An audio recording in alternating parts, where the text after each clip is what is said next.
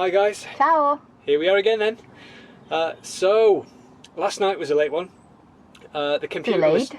Pardon? Too late? Yeah, it was You're too late. supposed to go to bed early? Yes. I did hope and plan to do that, but anyway, some things conspired against me. The computer kept getting frozen and all stuff. In the end, I got to bed at 4:30 in the morning. So I did want to wake up at 7, but we postponed that. I woke up at 8, wasn't it, darling? Yeah. Yeah, 8 o'clock this morning. Tonight I'm hoping to be a bit quicker and get a little bit more sleep. So today has been a good day. Sunny day. It was over 18. I actually think it was probably 20 degrees today, wasn't it, Ro? Yeah, probably.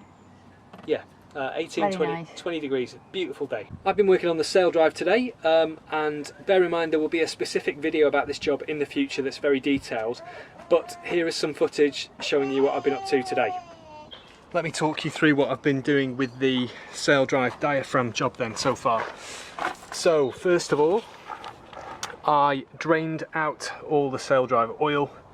That is this horrible, gunky, disgusting stuff here. As part of this job, I was always going to replace the shaft seals anyway, just while I was in there doing this job, and they do need doing because this oil is dirty. So I'll replace those, and then I'll be sure that there'll be no water getting into this once the job is complete. So I drained down the oil. All you need to do that is remove this drain plug, and if you remove the dipstick as well up at the top, then that allows air in and the oil will drain out quite quickly. I then removed the lower bearing housing, which sits inside here. There's a special Volvo slide hammer for this. They've got so many special tools, Volvo, Penta, haven't they? So there's a special tool to do this. I didn't have that. I made do with a screwdriver. There are a few little dinks here in the aluminium. However, the O-rings seal along here and on the inside, so that's not going to be a problem. It's just aesthetic. So I removed the lower bearing housing. I'll show you that now. There she blows, living inside a nice oily plastic bag for the time being. And yeah, it's a really simple setup. I do quite like these units actually, Saildrives.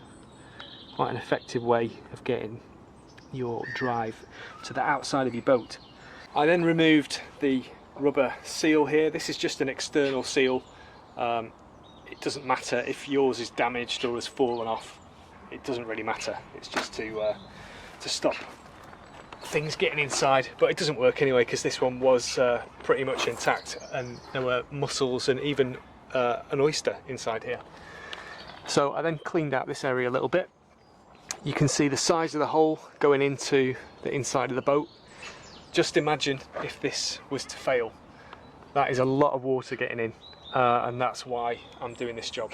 We will have a look at the old seal that comes out of here. It's been in there since 1992. We'll see if it's in good condition still, or if it's showing signs of damage or deterioration. That'd be quite interesting to see, won't it? So that is the downstairs bit done. I'll now show you inside the boat. You'll have to forgive the lack of light here. My work lamp, the light bulb has broken, so I'm going to have to get a new one. In the meantime, we'll just have to make do with a torch. So if I come round into the aft cabin, I'll show you what's going on in here. Don't judge us by this bilge. It is disgusting, but just ignore that as we go through what we're doing here. So the first thing I did was disconnect this wet exhaust from the exhaust manifold there. It's just 2 hose clamps. That was a pig to get off. I ended up cutting off those 2.5–3 inches there of hose, and I believe there's enough excess just to put that back on a little bit shorter. If not, I'll just buy a new section of hose there. It doesn't look in too bad condition, so I'm not going to replace it unless I need to. I then disconnected the cooling water inlet hose from this seacock. I do not like these seacocks that are fitted to the Volvo Penta Saildrives. It is effectively a gate valve. It's plastic, the handle is plastic, the inner white stem that goes downwards, that's plastic. I just don't like them. They seize quite often, and you know, if it seizes open and you have a problem, then you can't shut it off. So I just don't like them. I've bought a replacement. You can buy DZR brass replacements for this, which screws into the Saildrive. It's then got a ball valve on it and a hose tail. So I'm going to be replacing this as part of this job. While we're on the subject of cooling water for the engine, I have stolen a seacock that was destined to do other things. I'll show you that now. Basically, we have two sinks here, 1, 2 in the galley, and they originally had a seacock each. One of these was dedicated to each sink. I thought that was a bit exaggerated, so I've teed the two sinks in here, up above the waterline, and they both go through a single seacock now. And this one, you can see the hose tail is already fitted in preparation. This is going to be a secondary intake for cooling water for our engine. So I'm going to run a hose from here around that way and underneath, and then bring it up to the water strainer here, fit a T again up above the waterline, and then the engine will have two sources of cooling water that can be turned on and off independently. I then disconnected the gear selector linkage, which is just on the bottom of here usually, and that's held in place by a split pin. That was quite easy and quick, well, a little bit awkward, but what was really awkward was there is a P bracket underneath this warm air heating hose, and that was right in the way, so that took quite a while just to get that little P bracket off to disconnect and remove the gear selector linkage there. Once that was done, I blocked up the engine. I went and found some wooden wedges in the car park and hammered them in underneath the aft part of the engine there. And then once that was supported, I was able to disconnect the 6 bolts which hold the Saildrive onto the engine. There's 1, 2, 3 on each side, and they are 16mm. Why would you do that, Volvo Penta? Everyone in the world uses either 15 or 17mm. Nobody uses 16. Don't use 16mm bolts, please, because nobody has the tools. I had to go and borrow a combination spanner because none of my toolkits had a 16mm in there. So once that was disconnected there, I left, actually going contrary to the instructions that come with the Saildrive Diaphragm kit, which are very basic. It looks like an IKEA manual. They suggest that you disconnect everything here and then split the engine from the Saildrive, but I decided to leave all this connected at the aft end, the Saildrive, so that I had something solid, and then I was able to move the engine forward and this remained where it was. So once I disconnected those 6 bolts, I then removed the 4 securing bolts.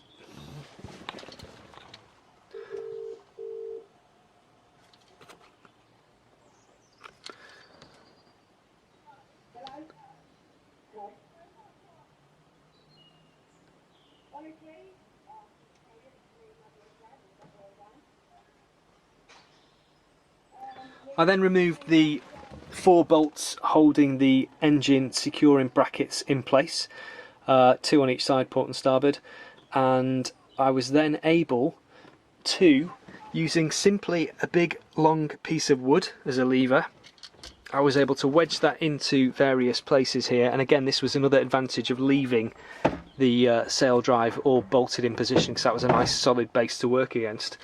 I was able to basically just lever the engine forwards and off the splined section of the Saildrive. Using this technique, you can quite easily manage this engine on your own. I didn't have any help. It's only about 150 kilos, so 300 pounds. It's not that heavy, you know, it's not 1,000 kilos. And basically, you can quite easily, if I'm doing this with one hand, because I'm holding the camera, you can lift the engine, lever it around, and then with your other free hand you can just insert wedges where you need them, and you can kind of move this whole thing around fairly easily. Now, it was a bit difficult to get these apart because the angle of the Saildrive relative to the engine wasn't ideal, but there was an easy way around that, which I'll show you now. There we are then, very simple. I just tied a line around the keel and put it around the bottom of the Saildrive, used the trucker's hitch and pulled hard, and that basically pulled the Saildrive towards the keel. You can see you've got quite a lot of play with the rubber diaphragm holding this. You've got quite a bit of movement. This is lateral, but obviously forward and backwards you've got movement too. And that pulled the sail drive in the required direction and disengaged the splines in one fell swoop.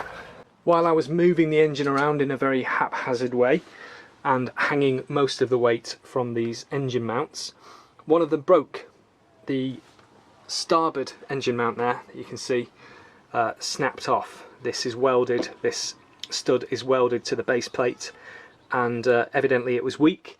And to be honest, I'm quite glad that happened, because it would have given way probably a year or two down the line in the middle of a storm when we were using the engine hard or something along those lines, and the engine would have started to dance around, so that wouldn't have been ideal.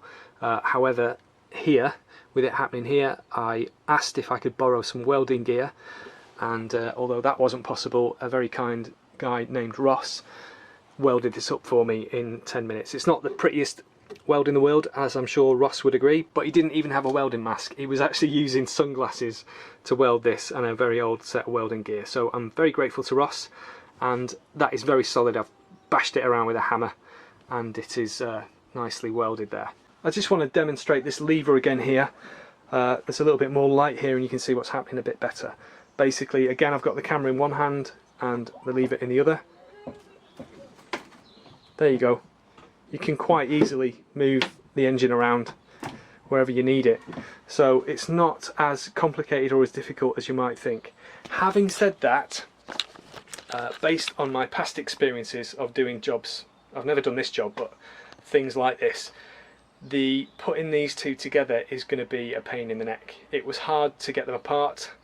Getting them together will be a challenge, but I'm sure we can do it. That's the progress made so far on the Saildrive, and tomorrow it is my intention to have the Saildrive unit out and start working on that. So how was your day, Emma? Was it a good one? Did you enjoy today? Yes, we went for a lovely walk, and then we also saw the boat next to us, that it was taken with the boat lift. So gonna be the next one. Well, not maybe the next one, but we're gonna be one of the next one, yeah. And it's very exciting. Yay! Gonna be going in the water soon. Splish splash, splish splash. Oh no, she'll think she's having a bath now. Sorry, darling. Are you getting tired, Emma? Are you getting tired? Are these your tired noises?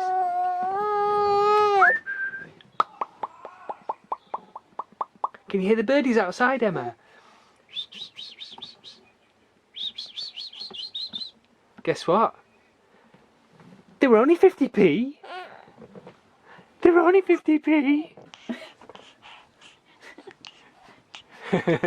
Bye everybody. Ciao ciao. See you tomorrow. Ciao ciao.